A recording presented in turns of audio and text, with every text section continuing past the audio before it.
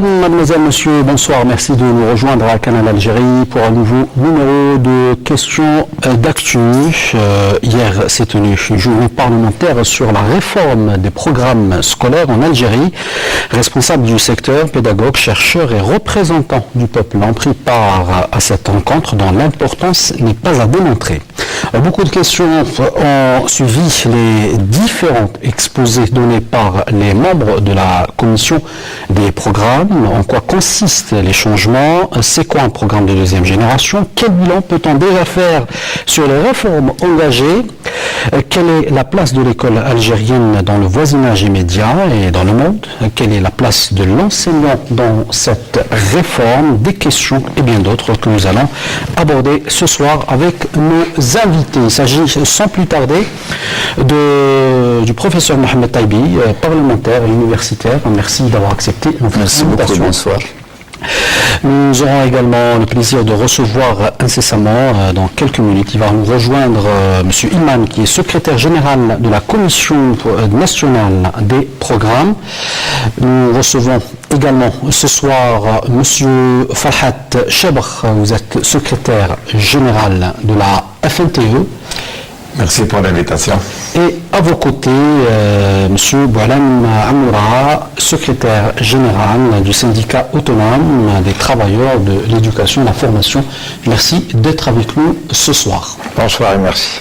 Alors, sans plus tarder, je commence avec vous, professeur Taibi. Vous avez assisté...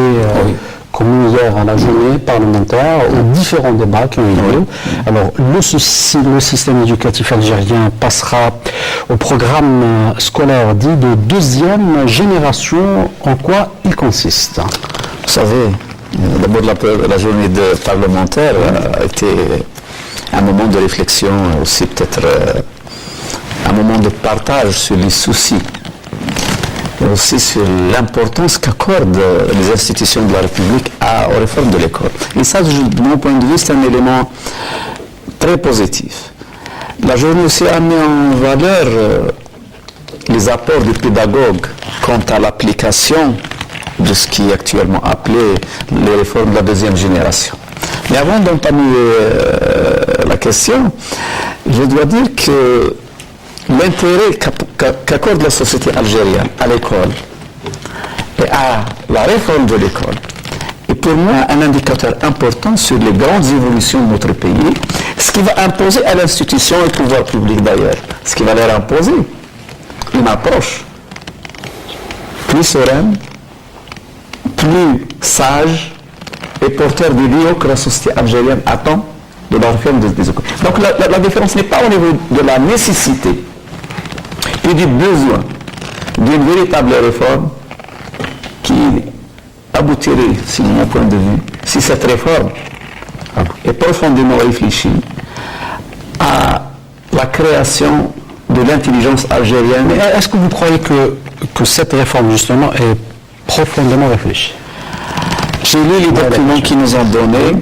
Je pense qu'il y a une part de précipitation, et la précipitation dans le domaine de l'éducation parfois n'est pas très porteuse. Deuxièmement, de mon point de vue, j'ai vu, et là vous posez une question importante, une certaine confusion entre la réforme de l'école et la réforme pédagogique.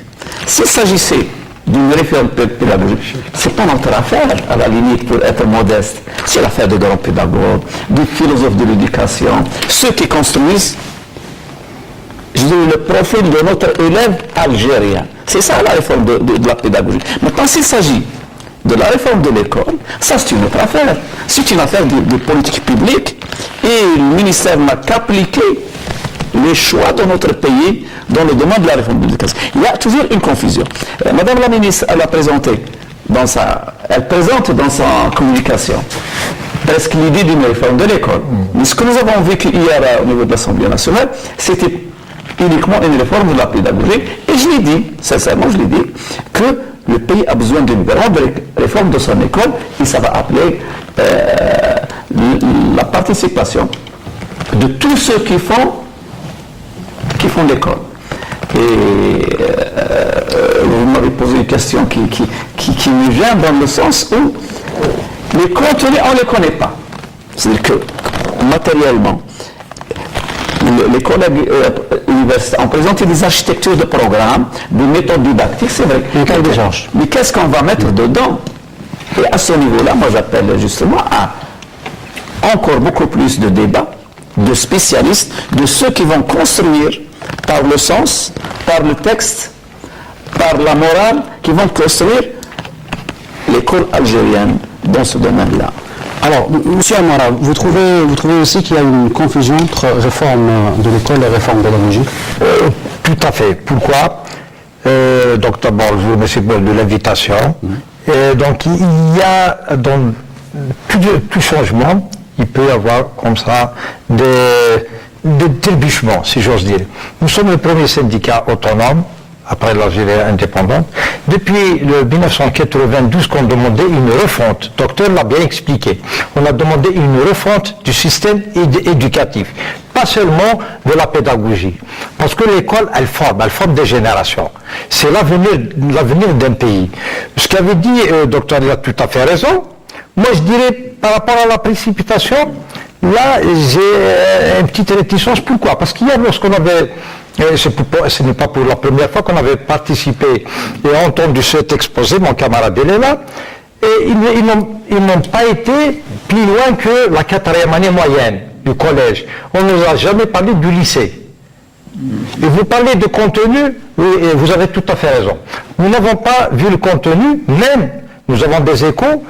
Vous savez que le cours de la logique en mathématiques a été banni du système éducatif algérien. Et c'est très grave. Quand on me parle d'aller vers les technologies d'information et de communication dans l'éducation, vous savez que tous les algorithmes, pour faire un algorithme, nous avons besoin d'une... c'est pas la logique, oui. Oui, ils l'ont banni, par exemple. Là, quand on dit précipitation ou pas, il y a trébuchement. Oui, tout à fait. Parce qu'aussi, ce travail-là devait être fait bien avant 2016. Moi, sur le thème qu'on l'appelle deuxième génération. Mais ils disent que les programmes, justement, sont prêts depuis 2011. Oui, mais vous savez, on n'a pas vu ce programme-là. Nous disons en tant que partenaire social, c'est ce que nous avons reproché au service du ministère de l'Éducation, là où nous sommes un partenaire à part entière, où nous sommes là juste pour juste pour nous consulter quand il faut... Concertation. Pour concertation. Parce que, je vais vous dire une chose, j'enseigne les mathématiques, docteur, on avait eu une discussion auparavant, nous sommes un pur produit de l'école algérienne, nous sommes fiers de l'être. Actuellement, nous constatons avec amertume que, sincèrement, le niveau de l'école algérienne vraiment a baissé. Je dis qu'il n'y a pas de niveau.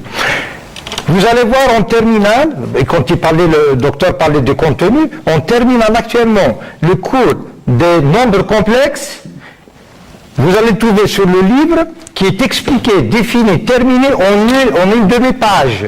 Je sais de quoi je parle. Alors qu'avant, il fallait d'abord construire ce corps des nombres complexes. Et là, en une demi-page, nous avons rétréci et puis pour alourdir les programmes, surcharger aussi les programmes. C'est pour ça que nous disons... la commission des programmes ne prend pas justement conscience de ce que vous êtes en train de... Et c'est là que je me pose la question.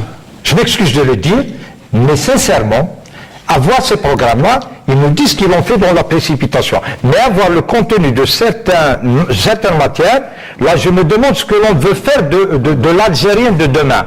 Parce qu'il y a trop d'erreurs. Quand on parle de réforme, on ne fait jamais des programmes dans la précipitation. Les programmes, c'est une grande responsabilité. Je suis tout à fait d'accord avec vous, mais vous savez mieux que moi, par exemple, dans les sciences exactes, qu'on ne peut pas changer une théorie, elle existe, elle est là. C'est la manière...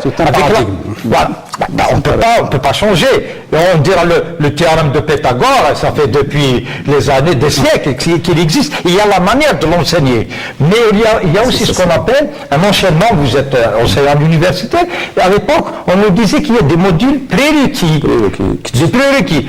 Mais vous savez qu'actuellement, vous allez voir nos livres de mathématiques, je parle des mathématiques, on enseigne la dérivabilité avant les limites. Et pour calculer une dérivabilité, il faut utiliser une limite. Là, je ne sais pas qui est ce génie qui a osé faire ce... La charrue avant les bœufs. La charrue avec... Alors, Monsieur Farhat Chabakh, secrétaire général de la FNTE, vous avez assisté comme nous tous à cette journée parlementaire. Parle de ces programmes de deuxième génération. Monsieur professeur Vataibi parle de confusion entre réforme de l'école et réforme de l'éducation. De pédagogie. Quelle est votre appréciation? De toute façon, en ce qui concerne les réformes, je pense qu'il y avait presque toute la presse en parlait, et nous, en tant que secteur du ministère de l'Éducation, on n'avait pas une idée sur ce qu'on préparait pour nos enfants d'abord. C'est vrai, en 2015, au mois de juillet, il y avait la conférence nationale pour voir le programme, il y avait des commissions, une dizaine de commissions où nous, en tant que syndicat, on avait 4 membres. D'abord, la majorité des syndicats n'était pas presque au courant. D'ailleurs, c'est dans ce sens qu'on a réagi. Je pense, on a dit que pour faire des réformes au niveau de l'éducation, c'est vrai, il y avait les réformes de 2003, c'est une continuité comme on dirait, c'est pour améliorer, mais je pense l'éducation, ça concerne tout le monde. D'abord, nous, en tant que syndicat, parce qu'on est des pédagogues, on représente les enseignants. Les premiers concernés par ces réformes, c'est bien l'enseignant, parce que c'est lui qui sera presque, c'est lui qui va presque appliquer ces réformes. Et aussi, il y a les élèves, ce qui veut dire les parents d'élèves. Et aussi, il y a la société, il ne faut pas l'oublier. La société, je pense, elle a son mot à dire sur le mode d'enseignement, on va commencer ici, où est-ce qu'on va aboutir, etc. Alors, le ministère a réagi avant cette journée parlementaire par une journée d'information. Ça a commencé à s'éclaircir. Mais aussi, on était étonné que le CMP, la Commission nationale de programme, et elle le faisait depuis bien longtemps, elle travaillait presque dans une chambre fermée. L'opacité, et c'est ça le problème. Je pense qu'il fallait informer où est-ce que ça gênait le CMP ou le ministère, parce que le CMP, quel que soit, il n'est pas autonome, mais il est sur la structure du ministère. C'est pas des gens qui sont, par exemple, autonomes, ou ils sont, par exemple, nommés par des ministères, d'abord. Et tout ça, pourquoi tous presque, je pense, c'est critique, parce qu'il y a le Haut Conseil d'éducation, il n'y est pas encore.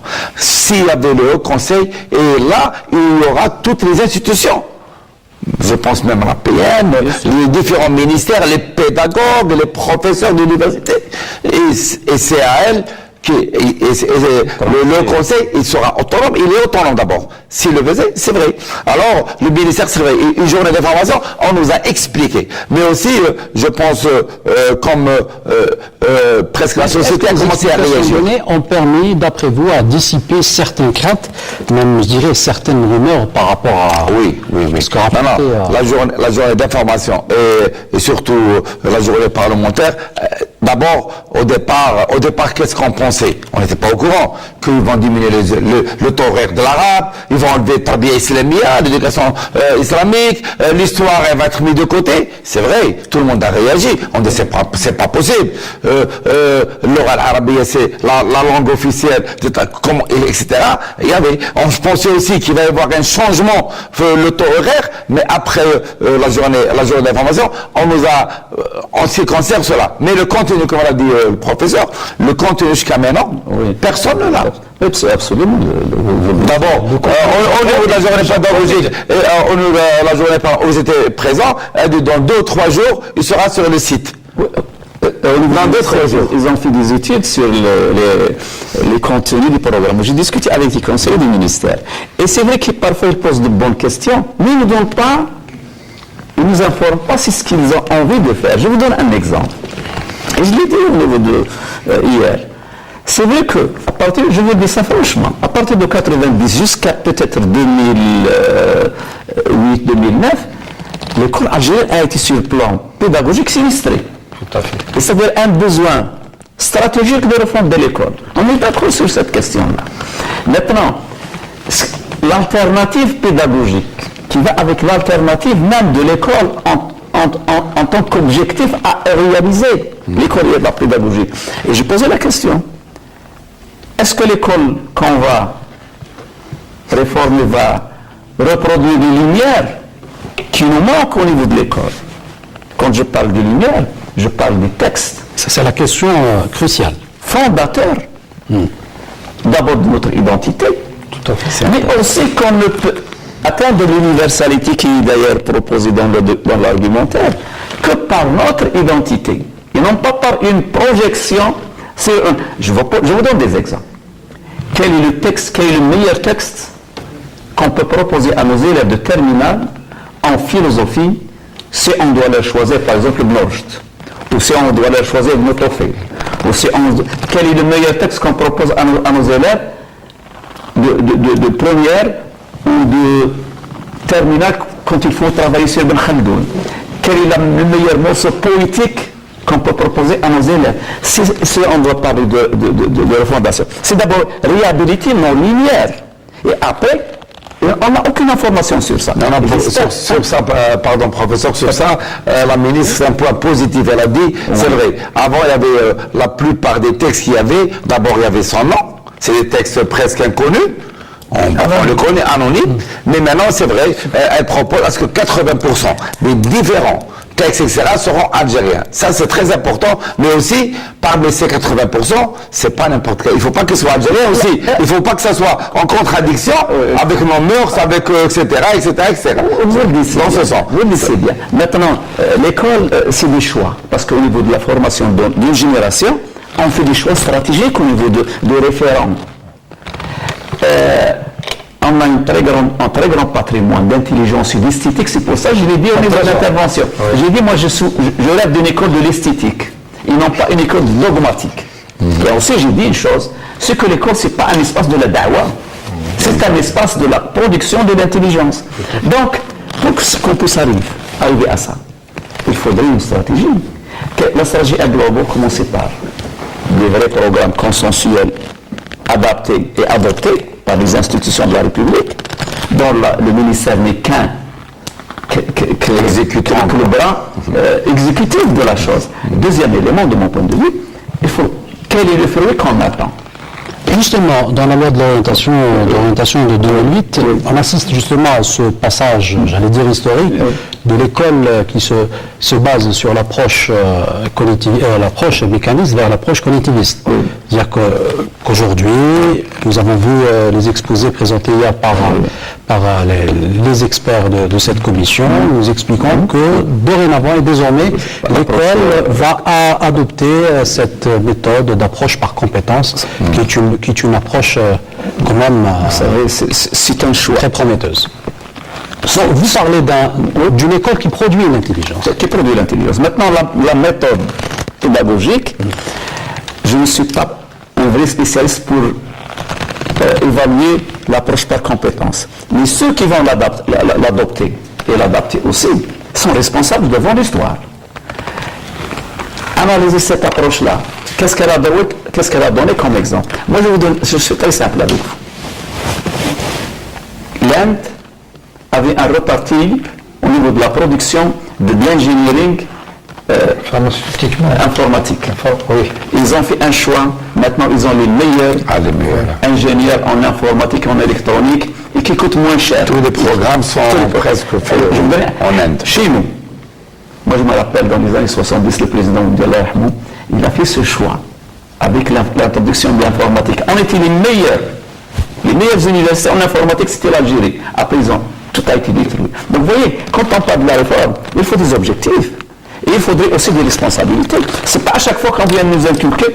Vous avez posé la question de concept de deuxième génération. Personnellement, je n'ai pas compris grand-chose à ce concept de deuxième génération, je vous le dis franchement. Mais ce qui m'intéresse le plus, c'est la maturation du processus.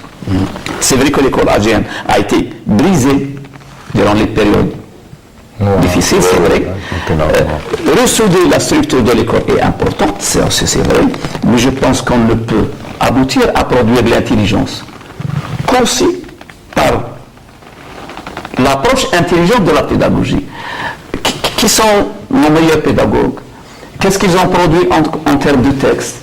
D'où on s'inspire? Parce que c'est vrai dire que les questions de la pédagogie, ce n'est pas une question nationale ou régionale, c'est aussi de l'esprit universel. Les théories de l'éducation sont produites dans tous les grands laboratoires de recherche, on peut s'inspirer. Moi, je ne parle pas de français ou de canadien. Non, les gens pensent à produire l'homme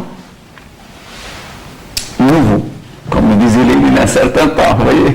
Mais aujourd'hui, les grandes nations font de l'école une source de puissance, non pas uniquement une charge que les pouvoirs publics doivent accomplir. L'école, c'est aujourd'hui, elle est beaucoup plus en avant. Si on doit analyser ce qui nous a été présenté hier, notamment lors du cours de mathématiques pour les élèves de l'école élémentaire, pensez-vous que ces méthodes sont largement prometteuses que celles utilisées précédemment, vous qui êtes enseignant de mathématiques? Je vous rappelle que je le disais à l'instant déjà que cet exposé s'est arrêté au collège. Pour l'autre exposé avec des vidéos, c'était au primaire. Ils n'ont pas été plus haut. C'est une méthode parmi tant d'autres. Pourquoi? Parce que lorsqu'on enseigne des mathématiques avec des choses manuelles, c'est-à-dire l'élève découvre, utilise de façon palpable. Là, oui, il le retient mieux que lorsqu'on lui fait de bachotage où on lui donne des théorèmes à apprendre et tout. Et aussi, ça pousse l'élève à aimer l'école. Il y a des mathématiques avec distraction qu'on fait avec des jouets. Et tout là, ça attire l'enfant. L'élève, peut-être, c'est une manière, et on a vu dans le deuxième exposé que les élèves étaient intéressés de travailler en groupe et tout. Je ne vous cache pas, j'étais universitaire, et pourtant adulte, on avait un enseignant en 5e année qui nous demandait déjà de travailler en groupe. Qu'est-ce qu'il nous disait? Il disait, vous serez demain des ingénieurs, vous serez appelés à travailler en groupe, même durant les examens. Vous avez un problème, essayez de le résoudre en groupe. Ce qui nous chagrine aujourd'hui, vous parlez de mathématiques, j'ai dit que même dans ces programmes-là, on donne des informations incomplètes. Mais pourquoi ne pas donner l'information complète dès, par exemple, le collège, dès le primaire? D'autres n'existent même pas dans le programme de philosophie. Mais est-il concevable, vous parlez, oui, justement, de 90 à 2008, est-il concevable et acceptable qu'on ait 20 sur 20 au baccalauréat en philosophie? Exactement. Ça n'a jamais existé. Oui. Aujourd'hui, quand on parle du profil... La ministre a raison. Oui. Quand elle pose le problème de la synthèse, de l'intelligence, elle a tout à fait raison. C'est lié avec les mathématiques, parce qu'il parle de mathématiques. Justement, à propos des mathématiques, ce qui a été annoncé hier, que le nombre de volumes horaires aussi est réduit par rapport à d'autres pays. Concernant cette... Déjà, et le volume horaire, et les élèves qui suivent cette matière mathématique. En Algérie, il n'y a que 8% des élèves qui suivent la matière mathématique. C'est tout le monde qui la fuit. Et pourtant, Dieu seul sait qu'on a besoin pour former des pilotes de l'intelligence, comme dit le professeur. Malheureusement, peut-être, vous savez que on a discuté de la refonte aussi du baccalauréat. Qu'est-ce qu'on a trouvé par rapport au profil? Le profil de l'élève. On a additionné, on a fait la somme des coefficients, des matières scientifiques. Scientifiques pour les maths et sciences de la nature, on a trouvé qu'elles sont inférieures à la somme des coefficients, ça c'est pour les filières scientifiques, inférieures à la somme des matières, je dirais secondaires. Et quand vous avez un bachelier maths scientifiques, surtout les scientifiques, qui va à l'université avec une moyenne de 16, alors qu'il a dans les matières scientifiques, il n'a pas la moyenne. Il va faire médecine, informatique, alors qu'il n'a pas le profil. Et c'est pour cela, ce sont des chiffres officiels, que 65% de nos étudiants en première année universitaire le font s'ils ne triplent pas l'année. Parce que, vous savez, aujourd'hui, nous avons nos enfants qui sont à l'école, qui ont passé leur bac. Quand ils vont à l'université, sont touchés ni aux probabilités, ni aux intégrales. Et actuellement, les probabilités, elles sont utilisées dans tous les domaines, même en médecine, en pharmacie. Et là, quand vous avez tout ce pont-là de mathématiques, que c'est une tare. que nos élèves traînent, c'est des casseroles qui traînent derrière eux, même à l'université. Je parlais de l'intelligence illustrée dans notre pays. Ah oui, tout à fait. Je parlais du cours de la logique. Vous savez quand est-ce que nos enfants, s'il fait informatique, en quelle année il étudie à l'université ce cours de la logique en 3e année universitaire. C'est malheureux. Et vous pensez que nous allons produire de l'intelligence en Algérie, mais avec quoi allons-nous... Mais est-ce que ces programmes, les programmes dans le cadre de cette réforme, verront la réintroduction de ces matières qu'on a enlevées? Malheureusement, comme dit mon camarade, Je ne sais pas. on n'a rien vu. Nous n'avons, et je vais vous dire, je peux l'annoncer tout de suite, que le cours de la logique n'y sera pas. Parce que on parle du profil aussi. Le professeur parlait de l'universalité, de l'intelligence, du raisonnement. Absolument. Vous savez que les genres de raisonnement, en mathématiques, ils sont aussi, ils ont enlevé Au XVIIe siècle, le plus grand logicien, non, au XVIIe, c'était un Algérien. Il s'appelait l'Akhdari, le mantiq de l'Akhdari. Il était enseigné dans toutes les universités du monde islamique. Et personne n'évoque l'Akhdari comme une école de mantiq. Et on découvre le chose en supprimant le cours de la logique, et c'est très grave. En parlant de l'algérianisation de l'école algérienne, c'est un thème qu'on a abordé. Exact. 2% seulement de la matière algérienne se trouve dans les manuels actuels. En attendant, bien sûr, la réforme, c'est une bonne chose. Si vous permettez, d'abord je vais intervenir en ce qui concerne le but, etc. des réformes et surtout le nom qu'on a appelé deuxième génération. Je pense le mot idéal, c'est peut-être la deuxième génération des réformes. Parce que si on est de deuxième génération et on sait que presque les réformes commencent en 2003, c'est comme on a presque effacé presque une dizaine d'années depuis 70 jusqu'à 2003. En ce qui concerne aussi l'approche par compétence. Nos enfants l'étudient depuis bien longtemps, mais ils ne savent pas la manipuler, ils ne savent pas l'utiliser. Ils étudient, mais le plus important, c'est de pouvoir utiliser l'approche par compétence dans notre quotidien. C'est le rôle de l'enseignant. Exact.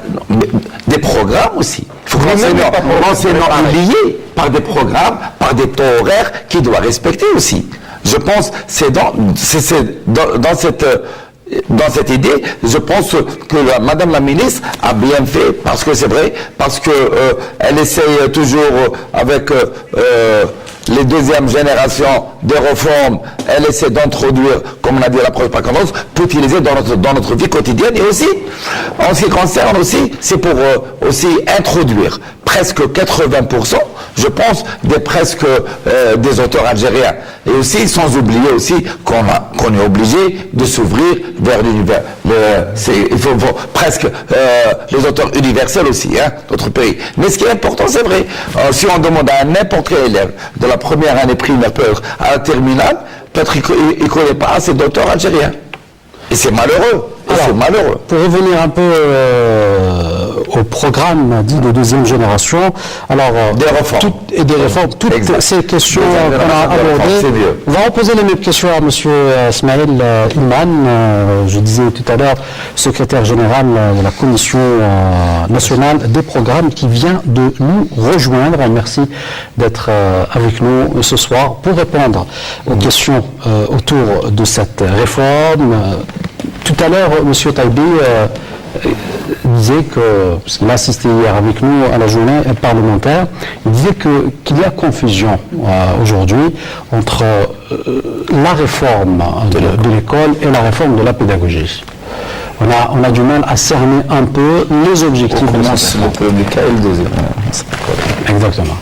D'accord. Bon, tout simplement, ces programmes ont été appelés deuxième génération et c'était pas la première nomination parce que avant on a constaté qu'il y a des dysfonctionnements dans les premiers programmes de 2003. Donc ce qu'a fait la CMP, c'est justement il y a une expertise, je m'excuse, il y a une expertise.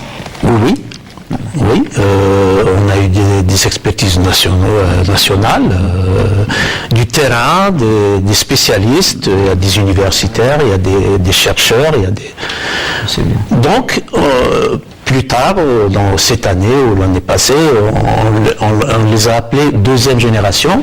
C'est justement, M. Farhat vient de le préciser, de la réforme. Pour ne pas dire que c'est deuxième génération depuis 62 ou depuis 70. Donc, pour nous, les nommer deuxième génération ou un autre nom, ça ne signifie pas grand-chose pour nous. L'essentiel, c'est le contenu. C'est le contenu, et le contenu, c'est pour parer au dysfonctionnement qu'on a constaté dans les premiers programmes. Justement, à propos des contenus, alors ce que j'ai retenu des différentes interventions, c'est que les partenaires sociaux ne savent pas grand-chose de ces contenus. Est-ce que vous pouvez nous en donner un peu plus? Non, en parlant des contenus, on ne les a pas changés. Les contenus, c'est toujours les mêmes contenus, mais pris d'une autre manière.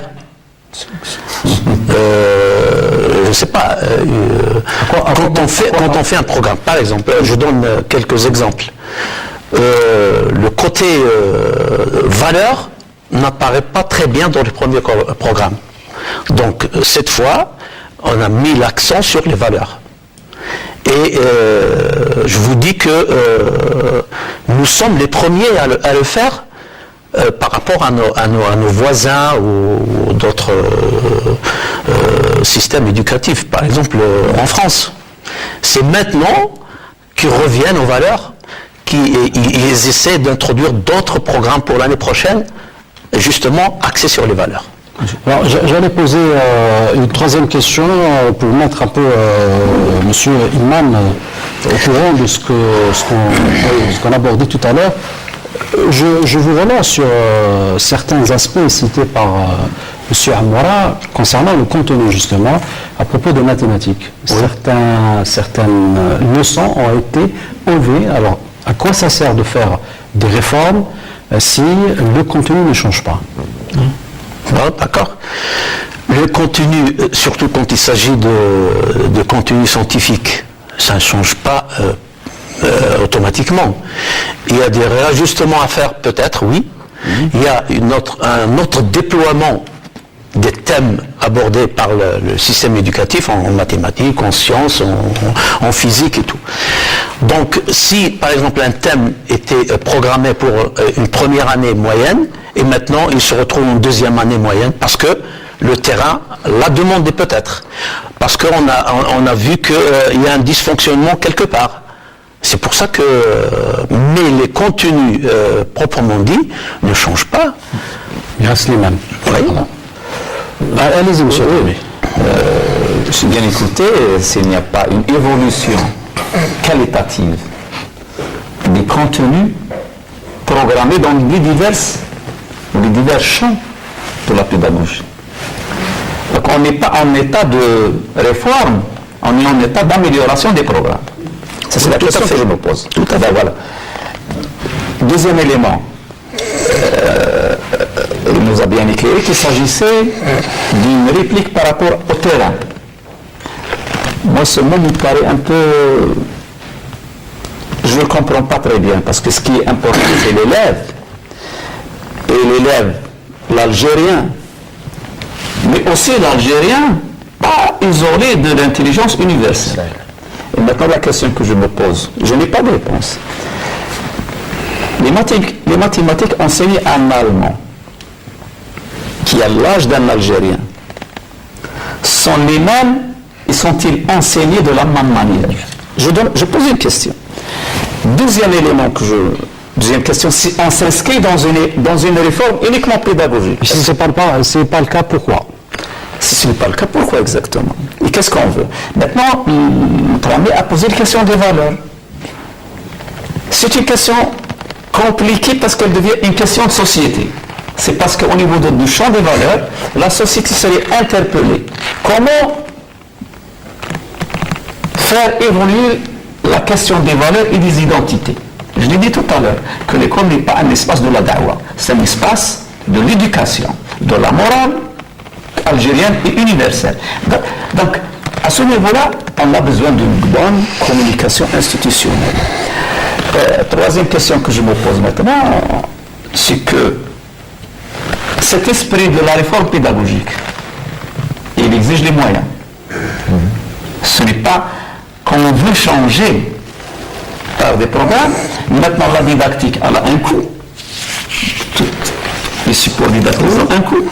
Maintenant, si l'école AGN évolue avec 40 élèves pour un professeur, changez tous les programmes que vous voulez, le résultat ne sera jamais bon. Maintenant, les grandes nations tablent sur ce rapport entre le nombre d'élèves et le nombre d'enseignants. Et ça a un coût.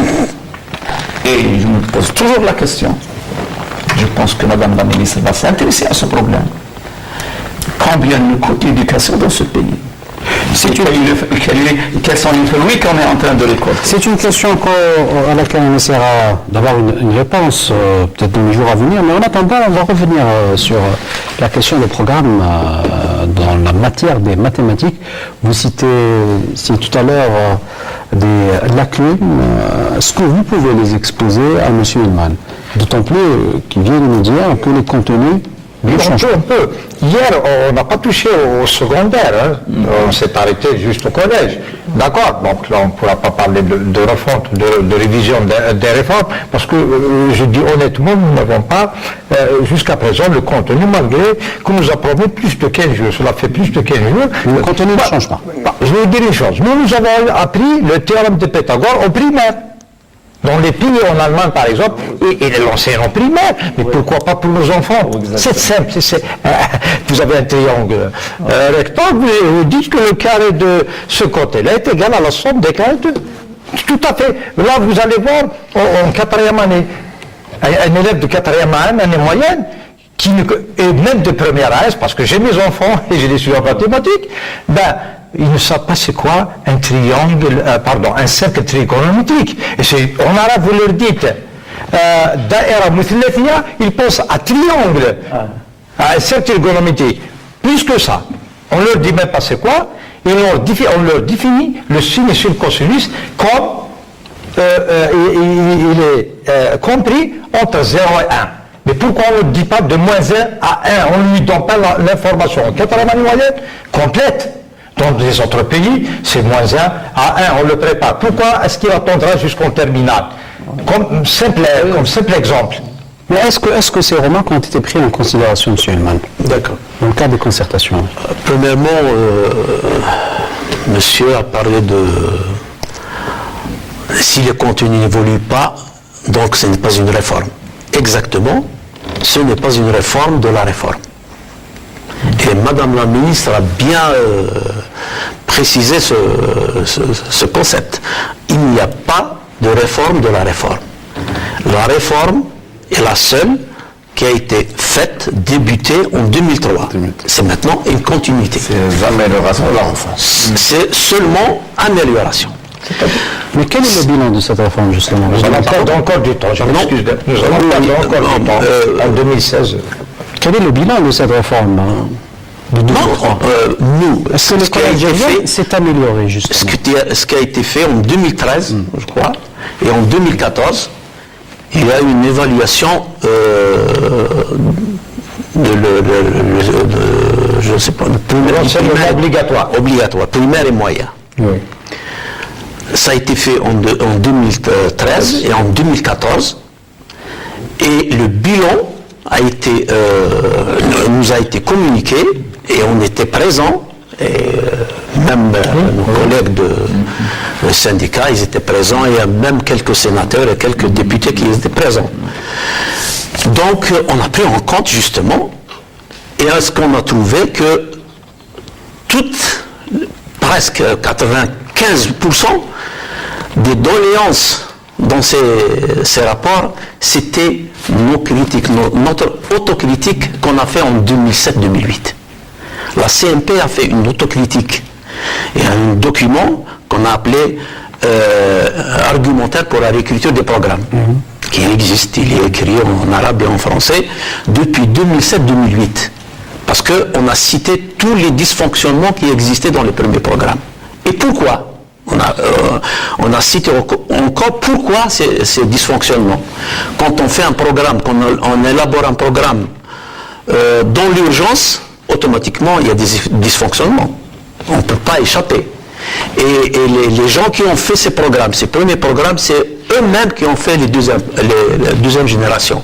C'est là le problème. Je m'excuse de le dire, je l'ai dit, quand vous avez fait votre exposé, la journée d'information au ministère, nous constatons que vous dites depuis 2003, c'est la même commission qui a fait entre guillemets, la première génération. Oui. On recommence avec les mêmes pour faire la deuxième génération, et ce mot ne me gêne nullement.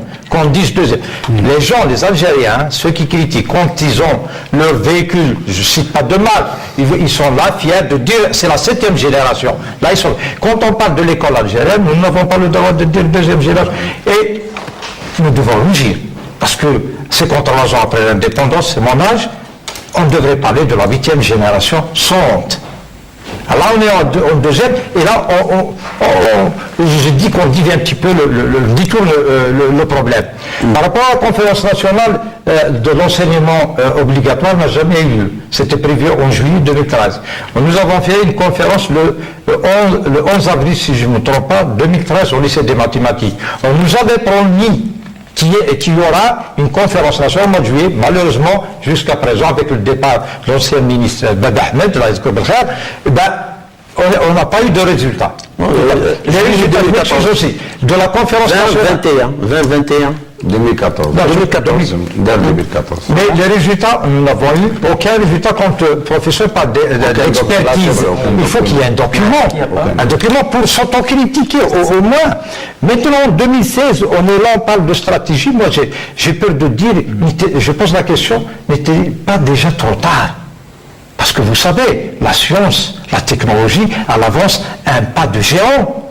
Aujourd'hui, on parle des TIC à l'éducation. Dans d'autres pays, on parle des TICE, des techniques d'information et de communication dans l'éducation. Je m'explique, je n'ai pas trouvé ça dans les programmes. Et même le management de l'éducation existe plus.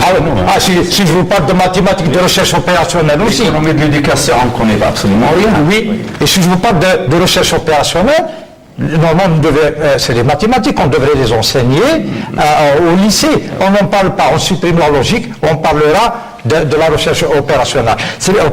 C'est pour ça que nous disons, là, nous sommes un petit peu blessés de voir l'état de l'école algérienne. Ce n'est pas de la critique. Nous voulons avancer. Absolument. Dire que quelque chose ne va pas, ça ne veut pas dire que je pense que, pour répondre à M. Moua, c'est quand on aborde le secondaire, peut-être que les choses vont s'éclaircir mieux. Il faut parler de secondaire. Monsieur Amoura dit qu'il est pratiquement trop tard. De quoi Il faut attendre combien de temps pour aborder le secondaire? Non, c'est dans une continuité. On a refait le primaire et le moyen, mais les travaux sont en cours pour le secondaire. Je m'excuse de dire, je m'excuse de vous couper, sur le terrain, nous n'avons rien vu de changer. C'est le même volume horaire, c'est le même contenu jusqu'à présent. Je suis mes enfants du primaire jusqu'à l'université, si j'ose dire. Non, l'application des nouveaux programmes, c'est pour le primaire et le moyen. Mais le secondaire viendra en 2030. On a exposé hier à l'APN le tableau de la mise en place des programmes. Vous savez, c'était 2019. 2019 pour le secondaire. Après 4 ans, moi je pense que c'est toi. Pourquoi? Non, parce que, écoutez, si on parle de la Corée du Sud, je ne vais pas parler des pays européens, certains peut-être, par complet. C'est trop tard. Est-ce qu'il y a un programme à chaque chose? Non, il faut débuter. Il n'est jamais trop tard pour réformer l'ensemble de l'éducation. Je suis tout à fait d'accord. On n'a pas le choix. On n'a pas le choix. Mais si on se met autour d'une table, on utilise toutes les compétences algériennes, et Dieu sait ce qu'il y en a beaucoup, même au niveau local, et on commence tout de suite. Au lieu de faire dans 4 ans, on le fera dans une année. C'est l'application dans 4 ans. C'est l'application. On revoit les programmes chaque tranche de 5 années. Vous avez même d'autres manuels. Des pays tout propres. Quand on parle de la Tunisie, je vais citer la Tunisie et le Maroc. Vous savez que le volume horaire de la matière science en Tunisie, il représente 42%. Et en Algérie, ils ne représentent que 6%. Alors, ce sont les chiffres officiels. question, pourquoi c'est pas le cas chez nous? La question du volume horaire qui a été citée hier par rapport à nos voisins marocains et tunisiens. Justement, il s'est inspiré, je crois, de l'exposé de M. Brah. Non, des rythmes scolaires qu'on avait menés en 2011-2012. 2011-2012, les rythmes scolaires, on a participé aux rythmes scolaires, on a donné notre avis sur les rythmes scolaires, mais bon. À l'époque, c'était pas, à vrai dire, des rythmes scolaires. C'était une réduction des horaires du primaire et du moyen. C'est tout ce qui... parce que quand on parle du rythme scolaire, il y a d'autres paramètres qui rentrent en compte. Il y a même toute la société qui... Je vous interromps, ça a été mis au placard aussi. Oui, le document existe toujours. Ce qui a été mis en application, c'était la réduction des horaires du primaire et du moyen. Pour le primaire, c'était en 2011 et le moyen, c'était en 2013. Nos enfants moyens, on rentre en classe à 14h, ils sont à 16h. Voilà, tout ça, c'est pas le cas aujourd'hui. C'est nos propositions. Si vous avez écouté, par exemple, l'exposé de M. Brah hier à l'APN, c'était ça justement pour arriver à 36 semaines par année. Nous, on est les derniers quand on parle de... Allez-y.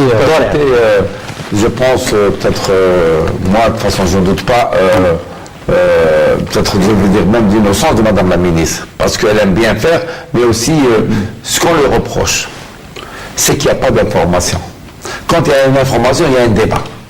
Quand on n'a pas d'information, on va faire un débat sur quoi? Il y a de la spéculation. Sur la spéculation, peut-être beaucoup plus.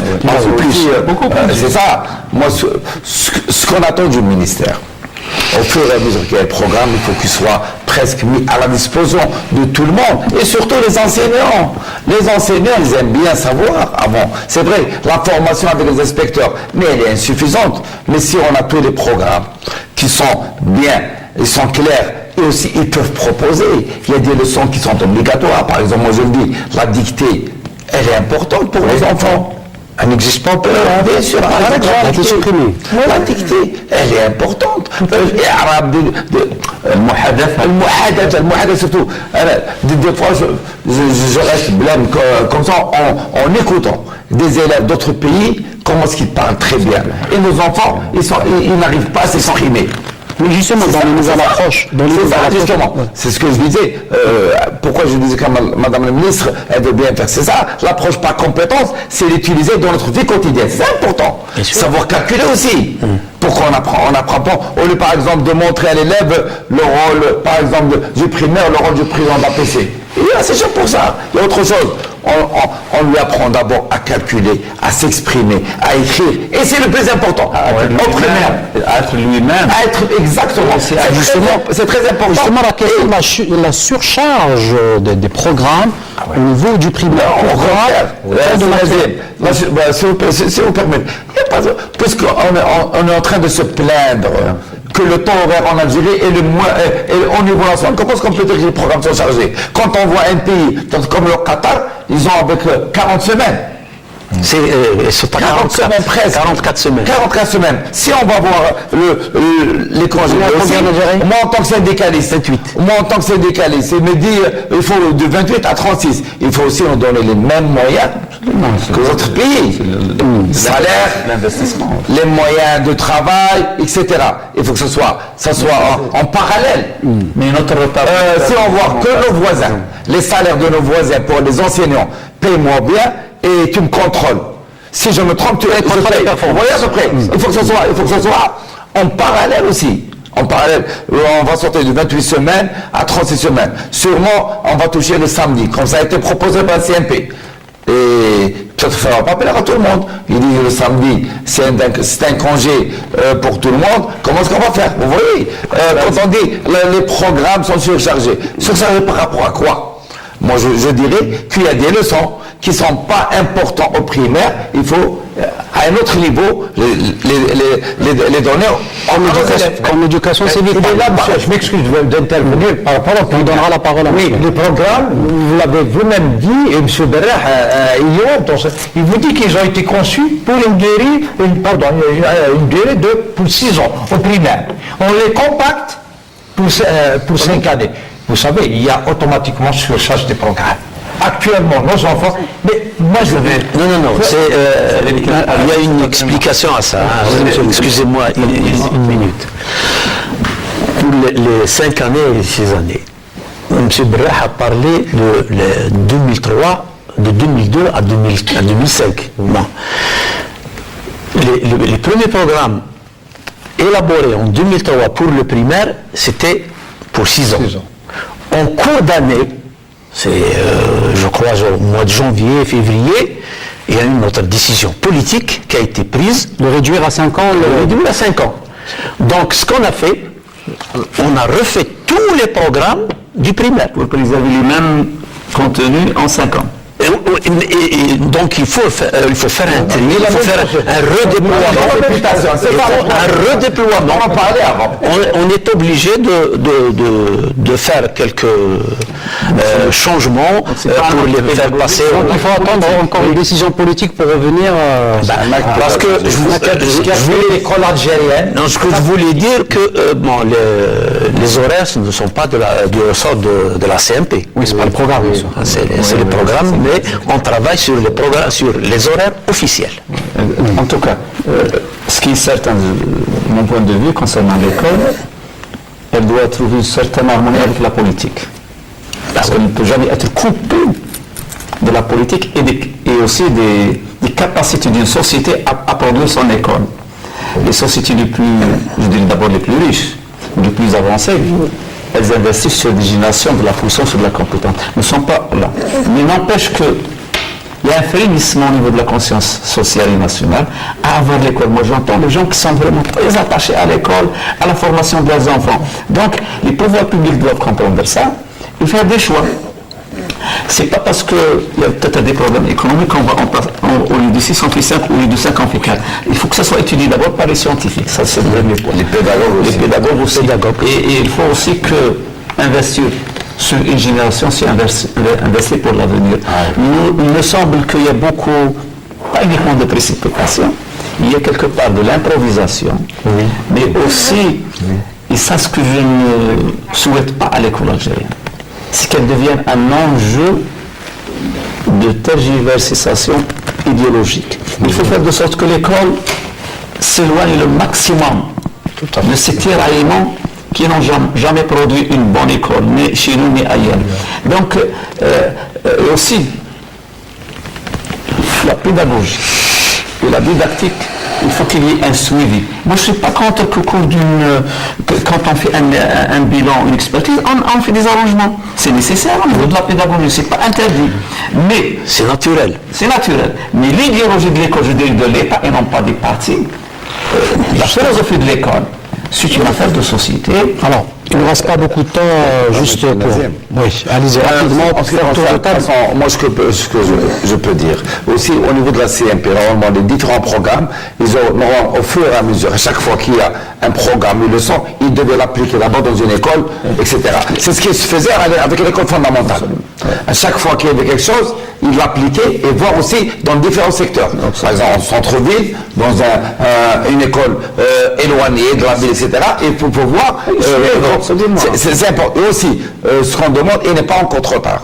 Et je pense qu'il n'est pas trop tard. Je pense au ministère avec toutes les interventions de différentes parties, en ce qui concerne au niveau des députés, au niveau des acteurs d'éducation, des inspecteurs. Je pense normalement, le ministère doit donner beaucoup plus d'informations et s'ouvrir. Il y a quand même des urgences aussi, M. Farhat. Et je pense, non, en ce qui concerne les programmes, je pense la deuxième génération des réformes. Je pense il faut axer beaucoup plus sur la formation, sur le livre du maître qui maintenant n'existe plus.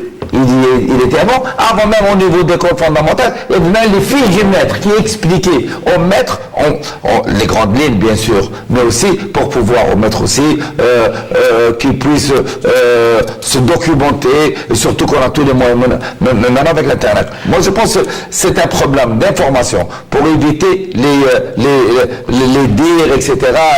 Et tout. Je pense qu'il faut que tout le monde soit informé et au contraire, et on va accompagner le le ministère de l'Éducation, parce que c'est dans l'intérêt de nos élèves et dans notre pays. Juste deux mots, s'il vous plaît. Votre premier vœu a été exaucé. Pour des thèmes, il y a des thèmes qui ont été faits en classe, et vous avez vu hier que ça a débuté en 2009, 2008. On fait des essais dans des classes, ils étaient filmés. En 2016, c'est dépassé. Hein. Non, pardon. Les expériences. Je veux dire, ça a et on commencé. sait que mondialement, les programmes commencent tous les 5 ans. Ça a commencé. Ça a commencé en 2008-2009. Vous avez vu des vidéos, des vidéos faites une première année, a été filmée dans une classe de première année primaire, et 5 ans après, la même classe a été filmée. Donc c'est les évolutions. Voilà, pour voir ce qui a été bien fait, ce qui n'a pas été fait. Donc votre vœu a été déjà exaucé. Pour les fiches du maître, justement, c'est ce qu'il faut éliminer. Oui, je suis tout à fait. Les premières, on appelait à l'époque les fiches IPN. Les fiches IPN, c'est vraiment...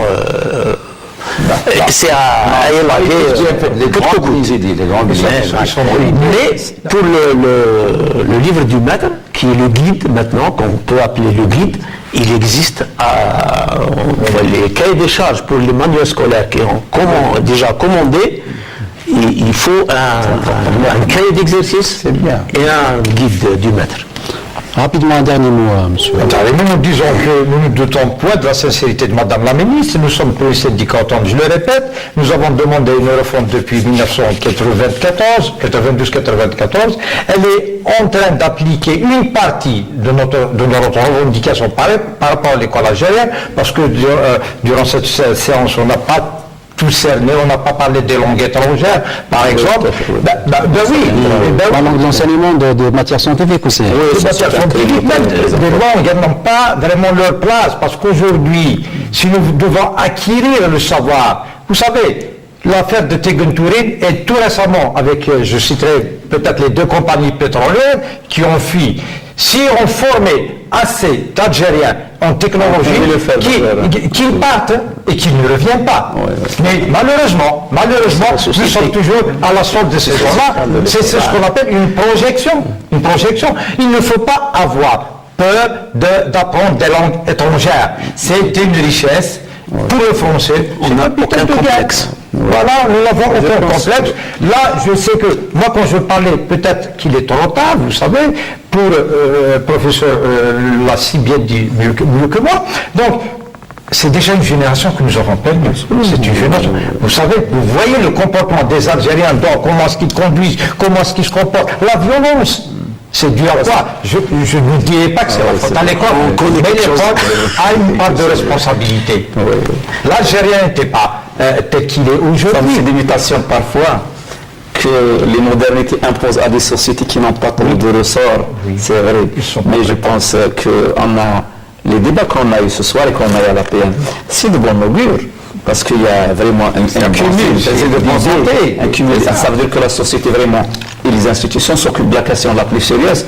Éducation. C'est pas les pouvoirs politiques, mais c'est le pouvoir éducatif. Ça, c'est un bon signe. Le deuxième élément que je évoque aujourd'hui, puisque nous sommes tous un peu du domaine, il m'a parlé à travers l'analyse des débats. Mais il y a aussi des confusions de compétences. Qu'est-ce que je veux dire? C'est-à-dire que pour faire avancer l'école, il faut que les champs d'intervention soient défini. Le politique, il a son champ. Le pédagogue, le scientifique, il a son champ et son pouvoir et sa décision. Le syndicaliste doit aussi avoir, si on arrive à organiser l'intervention des acteurs, d'abord on va produire la sérénité, aussi on va produire une confiance entre la société et l'école et éviter un peu Professeur de feu. Mohamed Taibi, parlementaire et universitaire, merci d'avoir été avec nous ce soir. Merci à vous également, Monsieur Smaïl Iman, secrétaire général de la Commission nationale des programmes. Merci. Merci à vous également, Monsieur Boualam Amoura, secrétaire général du SETEF. Moi qui vous remercie.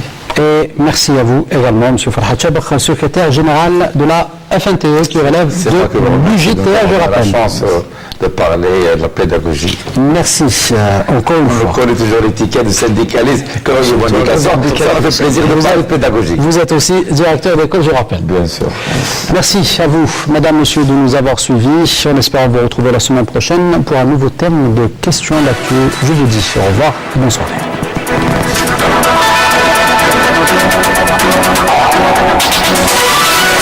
Thank you.